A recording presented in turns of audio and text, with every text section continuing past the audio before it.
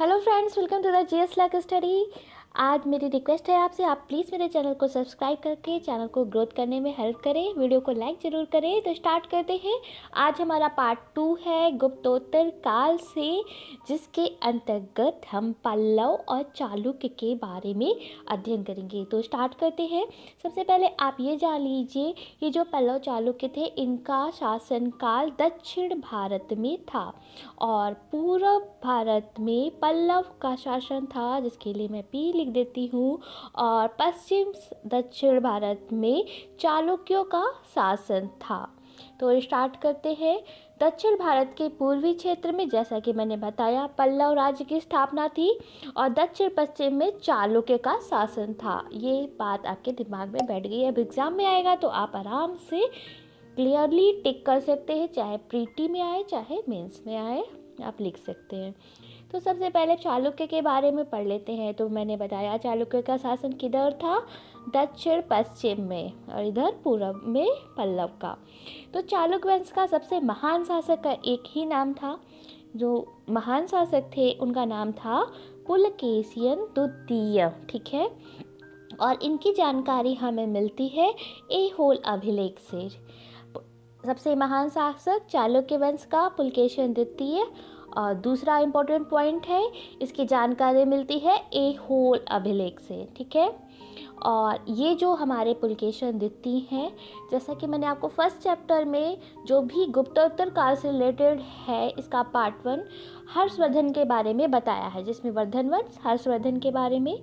तो उसमें मैंने आपको बताया था कि ऐहोल अभिलेख में लिखा है कि इनका और पुलकेशिन द्वितीय का और हर्षवर्धन का नर्मदा नदी के क्षेत्र पर एक युद्ध होता है, जिसमें विजय किसकी होती है, पुलकेशिन द्वितीय की। और इस युद्ध के उपरांत जो हर्षवर्धन का दक्षिण भारत में विजय का संकल्प था या सपना था, वह अधूरा रह जाता है। और ये अधूरा रखने की वजह कौन थे, पुलकेशिन द्वितीय, ठीक है। इन्होंने आगे चलकर चालुक्य और पल्लव संघर्ष की शुरुआत की। अब ये चालुक्य पल्लव खासकर किस बात पे लड़ते थे, आपको ये पता होना चाहिए।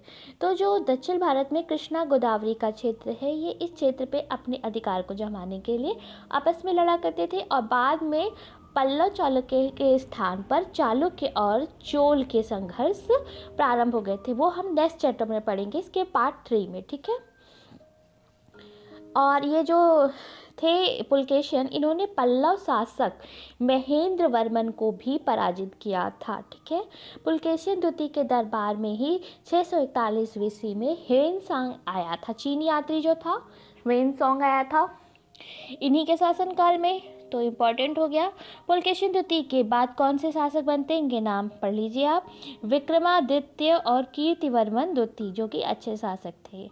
अब अगला हम पल्लव वंश के बारे में थोड़ी सी जानकारी ले लेते हैं। हम उतना ही पढ़ेंगे जितनी चीज़ें एग्जाम में आती हैं, ठीक है। तो पल्लव जो शब्द का शाब्दिक अर्थ होता है, जैसे कि आप समझ गए होंगे किसी पेड़ के पल्लव लता, तो इसका शाब्दिक अर्थ एक लता ले लीजिए। इनका शासन था दक्षिण पूर्वी भारत में, यानी कि यहाँ पर, ठीक है। तो पल्लव वंश के संस्थापक कौन थे, तो इनके संस्थापक का नाम था सिंह विष्णु, ठीक है।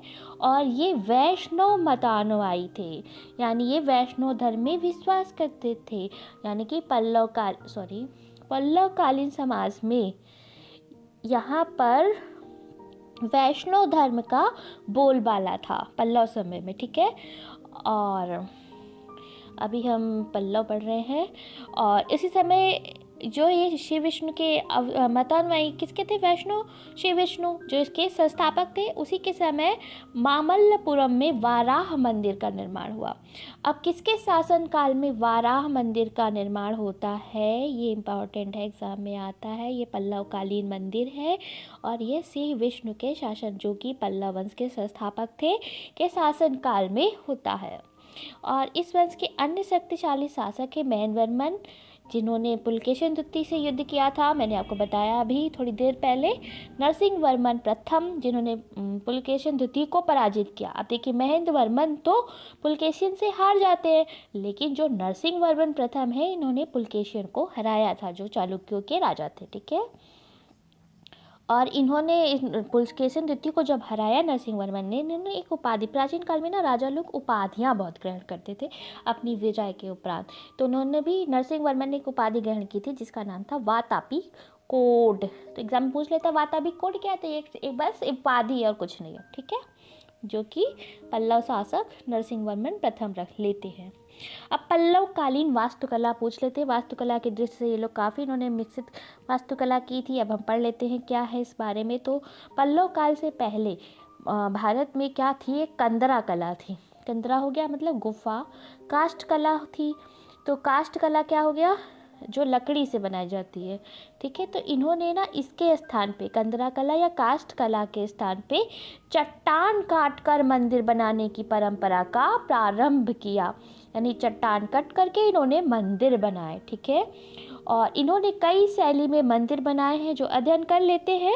महेंद्र वर्मन शैली, जो कि एक पल्लव कालीन शैली है, मामल्ल शैली, नरसिंह वर्मन शैली। अब जैसे देख लीजिए, इन्होंने अपने ही नाम पे शैलियाँ विकसित की है। महेंद्र वर्मन शैली, महेंद्र वर्मन राजा, मामल्ल शैली, नरसिंह वर्मन रथ शैली में बहुत इंपॉर्टेंट है, जो द्रौपदी रथ मंदिर है, आपने देखा होगा, इसी काल का है। नकुल सहदेव मंदिर, अर्जुन रथ, ठीक है, बहुत इंपॉर्टेंट है। ये सब पल्लव कालीन मंदिरों में आपको चूज करने को एग्जाम में आ सकता है।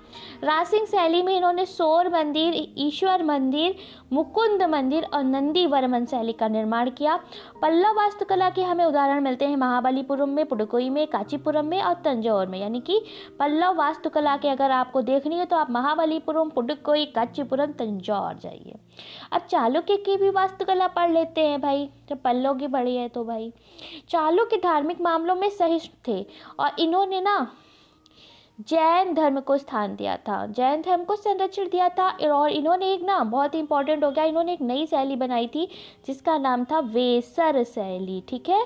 और ये वेसर शैली क्या होती है, द्रविड़ और नागर शैली का प्लस, द्रविड़ हो गया डी और प्लस नागर शैली हो गया एन, ठीक है, समझ लीजिए। द्रविड़ और नागर शैली का मिक्सचर बनाया इन्होंने वी से वेसर शैली। तो अगर आपसे कोई पूछता है वेसर शैली क्या है, तो आप उत्तर देंगे द्रविड़ और नागर शैली का मिश्रित रूप ही वेसर शैली है। और इसका उदय किसने किया था, इसका उदय किया था चालुक्यों ने, ठीक है, और जो कि जैन धर्म को आश्रय देते हैं। और ऐहोल अभिलेख जो था, चालुक्यों के सबसे महान राजा मैंने अभी आपको थोड़ी देर पहले बताया पुलकेशिन द्वितीय थे। और ऐहोल अभिलेख जो मिला है पुलकेशिन द्वितीय का, वो किस कवि ने लिखा है, रवि कीर्ति, वह पुलकेशिन द्वितीय के दरबार में रहते थे, ठीक है। आप मेरे चैनल को सब्सक्राइब कर सकते हैं, वीडियो को लाइक कीजिए, फ्रेंड्स के साथ शेयर जरूर कीजिए। Thank you so much, have a good day.